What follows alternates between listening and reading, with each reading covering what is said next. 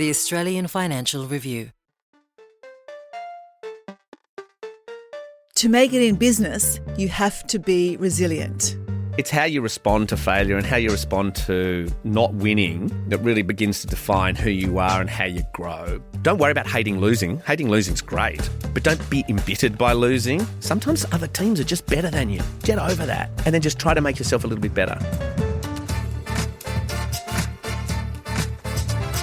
Welcome to 15 Minutes with the Boss, a podcast about success, failure, and all the lessons learnt along the way. I'm your host, Sally Patton, and my guest today is Stuart Gregor, Chief Executive of Lark Distilling and co-founder of Four Pillars Gin.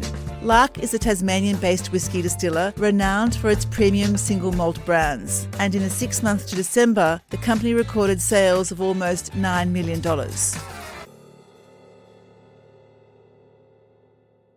Now, Stuart, I'm curious as to why you moved from the gin world into the whisky world, because I assume they're quite different worlds and with quite different markets. Yeah, I mean, I guess yes and no in a way that many of the customers are the same. Like, so you're still selling, if you look in a domestic sense, you're still selling to the same retailers, restaurateurs, bar owners. But first thing I think I found out when I started this job, which was only in January this year, is just how much more complicated whiskey is because of the time and the barrels and the oak and the fermentation than gin, which you can make a gin on a Monday and you can sell it on a Friday. You can't do that in whiskey. So we're looking well over a horizon. We're looking at decade-long horizons when we're thinking of some of the whiskies we're putting into barrels. And I think I felt like a new challenge, and an ASX-listed role is something that I never probably expected I would do. And here we are.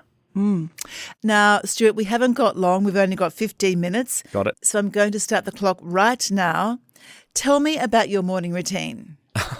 I'm 57 years old now, so I'm not up at 4:30 in the morning and going for a 20K run or anything like that. If I'm at home, so I'm either at home in Sydney or I'm in Hobart in a hotel, so I'll get up, I'll probably go to the gym.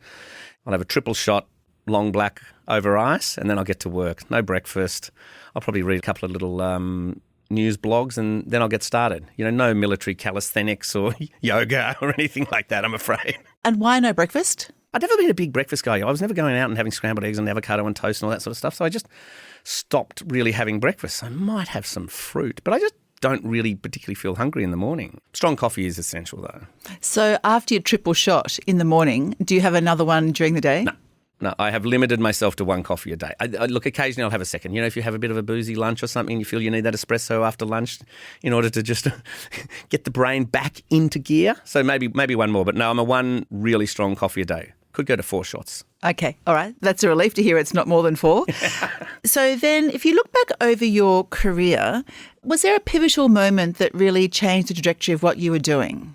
Look, I think there's probably a couple if you look at a career, you know, like I've had. And I think the first one was when I left journalism. I think I always wanted to be a journalist when I was a kid at school. I'm a storyteller. I think if I was to look at a thread that had gone through my career from right when I got my first job out of school, which was as a copy boy at News Limited, right through to today, storytelling is my one really great love, and I think that's one of the reasons I really love Lark, because Lark has the most interesting story in whiskey in Australia. And I think when I left journalism, I wanted to go and do something different, because I just didn't want to be someone watching other people do things, just continually reporting on people who were doing other more interesting things. So that's when I moved to Europe. I became a bartender, and I did all those sorts of things and worked in pubs and everything else, and that's where I really discovered wine, living in France. Yeah. And I ended up thinking I might want to be a chef. And I met a guy who told me that you could go and study wine and business, so wine and marketing, at this college in South Australia that I'd never heard of. It's called Roseworthy Agricultural College. And that changed my life, because then I went down to Roseworthy Ag College in 1994. I met the woman who was to become my wife, and still is my wife. So I think that was a moment, discovering that you could make a living out of a love for something as beautiful and interesting as wine really set me on that path into the booze industry. I used my storytelling skills to sort of do PR, marketing, communications in booze, and that led itself to the Four Pillars story, which I suppose has subsequently got me here where I am today. So how important has storytelling been in your entire career in terms of being a CEO, of being a founder? I mean, it's not everything, because you have to build a business to have a good story to tell, right? So you can't just have one without the other. You can't build stories on crumbly base, if you like. I think for me, storytelling was always the most important element of what can differentiate you as a business and a brand, right? And with us, with Four Pillars, we needed to create stories because we were a business that didn't exist in 2012. Yeah. We started in 2013. So we started creating stories around, well, these are, we're naming the stills after our mums because our mums are the most important people. We're creating stories around, we're turning Shiraz grapes into gin. So we just kept creating more and more stories because brands have to continually engage with people, right? We have to keep talking to our customers and consumers, both getting new ones and making those who are already fans of yours even bigger fans, acolytes. They want to tell everyone why they love Four Pillars, or these days why they love Lark. So what are the key points in the Lark story that you'd love to tell? Well, the story that I love most about Lark is that there was no whiskey being made in Tasmania for 150 years until Bill and Lynn Lark changed the law in 1992, where they realised that you couldn't make whiskey in Tasmania because the wife of a governor in the 1840s had said that they shouldn't make any whiskey, so they simply didn't for 150 years. And Bill went and had the law changed. And for me, that set in train all of the modern Australian distilling industry that includes Four Pillars, that Bill Lark went and said we can make craft whiskey in Australia as good as anyone else's and we can make it in Tasmania. And the fact that it's still going today and they're still making, I think, the best whiskies in Tasmania 35 years later, if there was no Bill Lark, I wouldn't be in the chair now doing this job. So in this new role, you're storytelling to analysts and fund managers. Has that been particularly different to how you tell stories to consumers? One of the things that is the challenge why I think this role is interesting for me is it's put me right out of my comfort zone, which is now I'm talking to fund managers and stockbrokers and I'm talking to the markets about those sorts of things that an ASX-listed CEO needs to talk about. So I think obviously there are nuances that are different because the consumer is not particularly interested in your net sales or your gross margins, but you can't pretend that they don't exist because if they wanted to, they could just look it up in your annual report. And what you're telling the consumer might be some of the more, I suppose, romantic stories about the history of the brand. But I think for even an analyst, they need to understand that. They need to understand why Lark is earning its right to be a listed business that people ought to put their hard-earned money into. So there's got to be a belief, even if you're an analyst who's just crunching the numbers and looking at the data, in the back of their mind there has to be an emotive belief that this is the one I'm going to back. Yeah. Right? There's something about this one.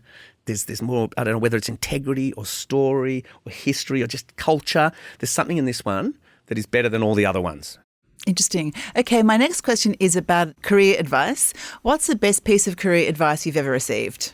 The best piece of career advice I ever received is probably from my dad, right? Because when I was at high school, economics was my best subject. I was doing 3-year economics, went to a reasonably good school and went really well in that. And he sat me down and he said, under no circumstances should you become an accountant. He was a chartered accountant through and through, very analytical, very numbers focused, very thoughtful. And I was always a little bit looser and I was always a little bit, what would you say, off with the fairies, you would say, a little bit dreaming, poetic, dreamy, all that sort of stuff. And that's when I said to him, I've always wanted to be a journalist. I've always wanted to write stuff. I've always wanted to tell stories. And he said, well, go that path. Don't just take that simple path of going into chartered accountancy, that sort of thing. And then I was doing my Masters of Marketing at Melbourne Business School many years later, 10, 12 years later. And I wrote a business plan with another student, a girl called Angie Bradbury, and we wrote a business plan in an entrepreneurship subject about creating a public relations business for the wine industry. I thought it was so great. I said to her, I think we should actually quit our jobs and start this business. And the entrepreneurship, the guy called Dr. George Beaton, who was our lecturer, said, I reckon you guys should do this. He said, do it. I'm like, really?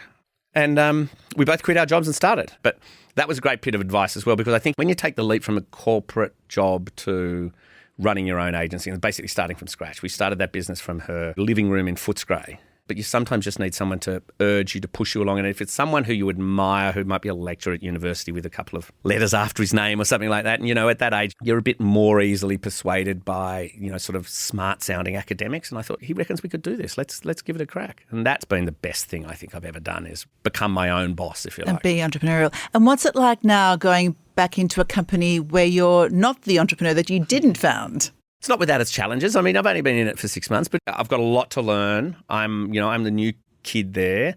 I haven't built the business myself, so there are obviously things in the business that you would say, well, I might have done that differently, but you can't go back and try to fix things. So it presents itself with its own unique set of problems, but also opportunities. And if you're willing to, I think, open yourself up to new challenges, it's awesome. Stuart, stay where you are. We are going to take a short break, and when we come back, you pick the questions. I'll see you soon.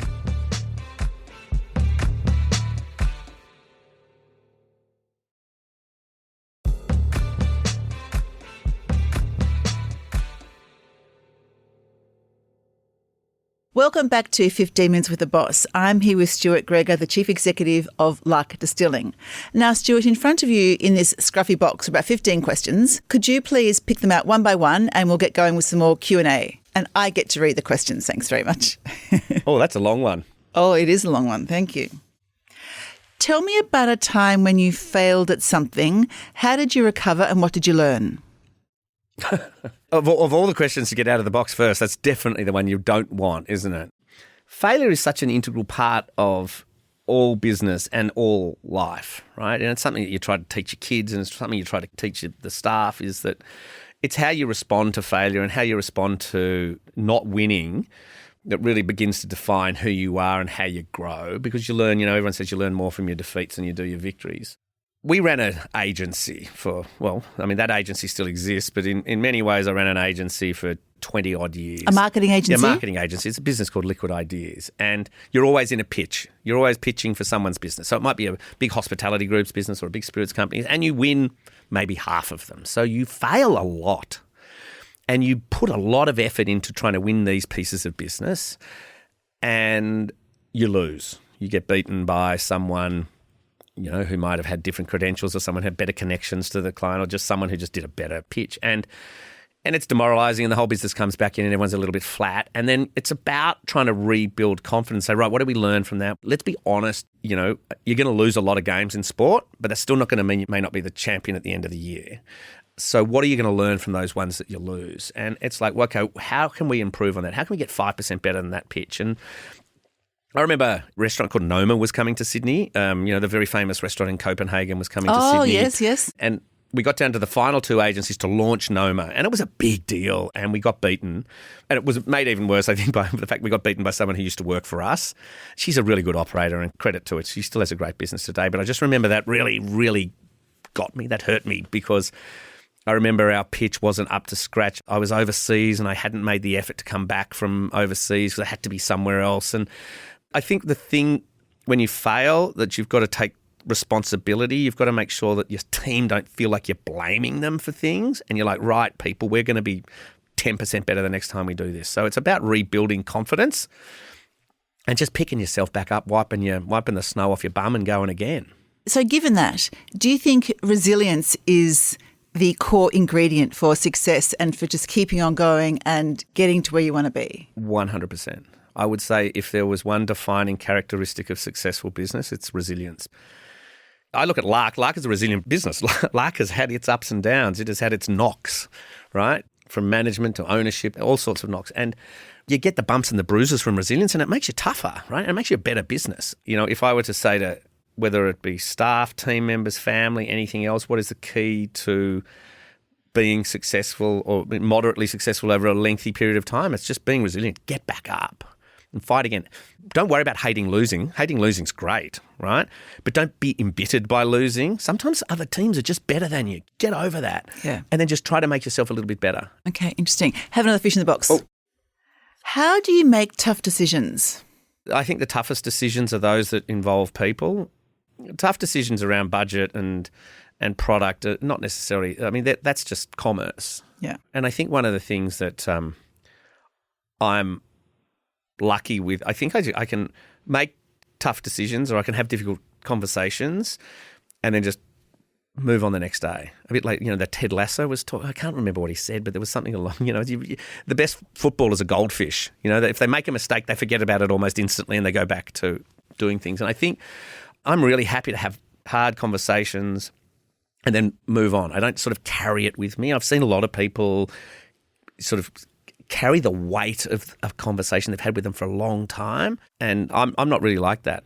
So when you have the tough conversations, do you think very carefully about what you're going to say to somebody, or do you just let it come out? I probably tend to let it come out, and I think this is another thing that I'm learning now in this new role, is that I've got to be more conscientious about how I say things, because people, I feel like in my previous life, where sort of, I've just had the business. You can almost, in a sense, do as you please, if you like. Sure. Now I've got to be much more conscious of what I'm saying, what I'm doing, how I'm acting. And I think even in the 6 months that I've been doing this job, that's the thing that I've learnt the most. And, even in the early days, I just think I rolled into that job as if it was just 4 pillars or liquid ideas. And I think I probably said a few things that I probably ought not to have said. And now I'm beginning to realise that I've got to rein myself in a little bit. I mean, I'm a bit of an over talker, and I sometimes get myself in strife by doing that. And I also sometimes over-colour things, get a little bit overexcited. Overexcited, yeah, and I potentially try to think I'm a bit funnier than I am, and then I say things that might sound a little bit inappropriate or a bit silly. So, I'm learning that. And again, good skill to learn. So you're really thinking much more deeply about how the message is taken at the other end. Yeah, I'm not sure anyone would ever accuse me of thinking deeply, but I'm thinking about it more deeply, less shallow, let's say. Okay, I have one last question which we ask all our guests, and that is, if you weren't the chief executive of Lark, what would you be doing? Do you know what I think I would be doing now is I would be probably working with some organisations that I care a great deal about. I sat on the board of Oz Harvest for a long time and I really loved that. I might be doing a bit of that. I might be doing the things that I really love if I could afford to, and that would be writing and speaking. I would be writing, might write a book, but I don't know what about. And you know what I might be doing? I've always had this dream. I've always wanted to be like a bit of a lecturer. I've always wanted to teach kids. But again, I don't know what the topic might be. Maybe business. I did a few things for a couple of business schools over the years where I go in and do presentations, and I loved that so much, seeing young kids who've got lots of exciting questions about how they can start up businesses. I'd love to be the guy. You know what I'd be doing? I'd be the guy who ran the entrepreneurship subject at Melbourne Business School that I took that changed my career into starting up my own business. Okay, I love that. All right, on that note, thank you so much for allowing us to spend 15 minutes with the boss. It's been really fantastic. Thanks very much for having me, Sally. And thank you to everyone for listening. If you like the podcast and you want to hear more, consider sharing the podcast or writing a review, as it helps us to reach more people. And follow us wherever you get your podcasts.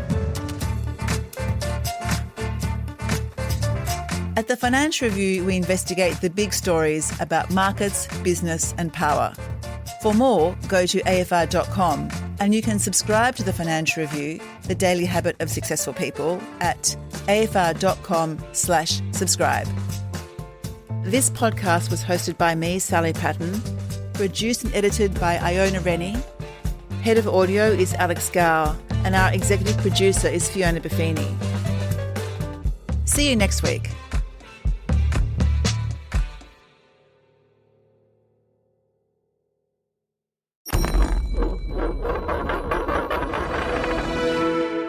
The Australian Financial Review.